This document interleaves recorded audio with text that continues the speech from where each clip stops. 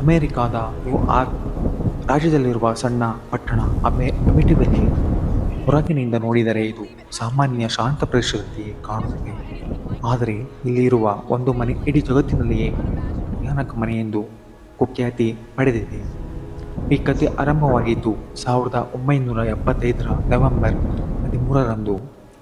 ಆ ದಿನ ಬೆಳಿಗ್ಗೆ ಅಮಿಟಿವಿಲ್ಲೆಯ ಒಂದು ದೊಡ್ಡ ಮನೆಯಿಂದ ಭಯಾನಕ ಸುದ್ದಿ ಹೊರಬಂತು. ಮನೆಯೊಳಗೆ ಒಂದೇ ಕುಟುಂಬ, 6 ಜನರು ಗುಂಡೇಟಿಗೆ ಬಲಿಯಾಗಿರುತ್ತಾರೆ. ತನಿಖೆಯಲ್ಲಿ ಕುಟುಂಬದ ಮಗ ರೊನಾಲ್ಡೋ ಡಿಫಿಯೋ ಜೂನಿಯರ್ ತನ್ನ ತಂದೆ ತಾಯಿ ಹಾಗೂ ಅಣ್ಣ ತಂಗಿಯರನ್ನು ಕೊಂದು ಹತ್ಯೆ ಮಾಡಿರುತ್ತಾನೆ ಎಂಬುದು ಬಹಿರಂಗವಾಯಿತು. ಈ ಘಟನೆ ಅಮೆರಿಕಾದಾದ್ಯಂತ ಸುದ್ದಿಯಾಯಿತು. ಹತ್ಯಾಕಾಂಡ ನಡೆದ ಆ ಮನೆ ಕೆಲ ತಿಂಗಳುಗಳ ಕಾಲ ಖಾಲಿಯೇ ಉಳಿದಿತು. 1 ವರ್ಷದ ನಂತರ 1975ರಲ್ಲಿ ಜಾರ್ಜ್ ಲೋರ್ಚ್ ಮತ್ತು ಅವರ ಪತ್ನಿ ಕ್ಯಾಥ್ಲೀನ್ ಲೋರ್ಚ್ ಆ ಮನೆಯನ್ನು ಕಡಿಮೆ ಬೆಲೆಗೆ ಖರೀದಿ ಮಾಡುತ್ತಾರೆ. ಹತ್ಯಾಕಾಂಡ ನಡೆದ ವಿಷಯ ಅವರಿಗೆ ತಿಳಿದಿದ್ದರೂ ಕೂಡ ಹೊಸ ಜೀವನ ಆರಂಭಿಸಲು ಆ ಮನೆಗೆ ಹೋಗುತ್ತಾರೆ. ಮೊದಲ ಕೆಲವು ದಿನಗಳು ಎಲ್ಲವೂ ಸಾಮಾನ್ಯವಾಗಿ ಕಂಡವು. ಆದರೆ ಶೀಘ್ರದಲ್ಲಿ ವಿಚಿತ್ರ ಘಟನೆಗಳು ಆರಂಭವಾದವು. ಪ್ರತಿ ರಾತ್ರಿ ಸರಿಯಾಗಿ 3:15ಕ್ಕೆ ಜಾರ್ಜ್ ಲೋರ್ಚ್ ಅವರ ನಿದ್ರೆಯಿಂದ ಏಳುತ್ತಾರೆ. ಇದೇ ಸಮಯದಲ್ಲಿ ಇಂದಿನ ಹತ್ಯೆಗಳು ನಡೆದಿದ್ದವು ಎಂದು ಹೇಳಲಾಗುತ್ತಿತ್ತು. ಮನೆಯೊಳಗೆ ಯಾರೂ ಇಲ್ಲದಿದ್ದರೂ ವಿಚಿತ್ರ ಹೆಜ್ಜೆಯ ಶಬ್ದಗಳು ಕೇಳಿಬರುತ್ತಿತ್ತು. ಕೆಲವೊಮ್ಮೆ ಬಾಗಿಲುಗಳು ತಾವಾಗಿಯೇ ತೆರೆದು ಮುಚ್ಚುತ್ತಿದ್ದವು. ಒಂದು ದಿನ ಮನೆಯ ಗೋಡೆಯಿಂದ ಹಸಿರು ಬಣ್ಣದ ಅಂಟುದ್ರವ ಹೊರಬರುತ್ತಿದ್ದನ್ನು ಕುಟುಂಬದವರು ನೋಡುತ್ತಿದ್ದರು. ಮತ್ತೊಂದು ದಿನ ಮನೆಯ ಎಲ್ಲ ಕೊಠಡಿಗಳು ಸಹಜವಾಗಿ ಚಳಿಯಿಂದ ತಣ್ಣನೆಯಾಗಿ ಕಾಣುತ್ತಿತ್ತು. ಮಕ್ಕಳು ಇನ್ನಷ್ಟು ವಿಚಿತ್ರ ಸಂಗತಿಗಳನ್ನು ಹೇಳತೊಡಗಿದರು. ಅವರ ಮಗಳು ಒಂದು ಕಾಣದ ಸ್ನೇಹಿತೆಯೊಂದಿಗೆ ಮಾತನಾಡುತ್ತಿದ್ದಳು.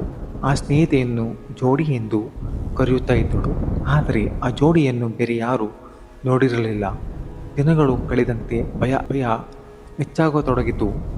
ರಾತ್ರಿ ವೇಳೆ ಮನೆಯೊಳಗೆ ವಿಚಿತ್ರ ನೆರಳುಗಳು ಕಾಣುತ್ತಿದ್ದವು ಎಂದು ಕುಟುಂಬ ಹೇಳಿಕೊಂಡಿತು.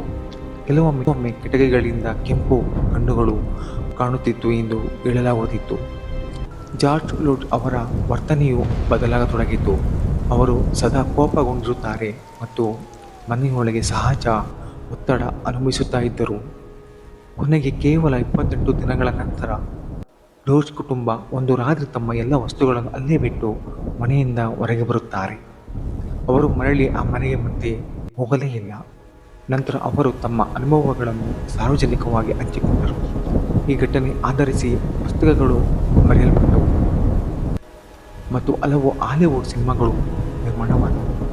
ಆದರೆ ಇಲ್ಲಿ ಕತೆ ಮುಗಿಯುವುದಿಲ್ಲ. ಹಲವಾರು ತನಿಖಾಧಿಕಾರಿಗಳು ಮತ್ತು ಪತ್ರಕರ್ತರು ಈ ಘಟನೆಗಳನ್ನು ಪರಿಶೀಲಿಸಿದರು. ಅವರ ಪ್ರಕಾರ ಲೋರ್ಚ್ ಕುಟುಂಬ ಹೇಳಿದ ಅನೇಕ ಸಂಗತಿಗಳಿಗೆ ಸ್ಪಷ್ಟ ಸಾಕ್ಷಿ ದೊರಕಲಿಲ್ಲ.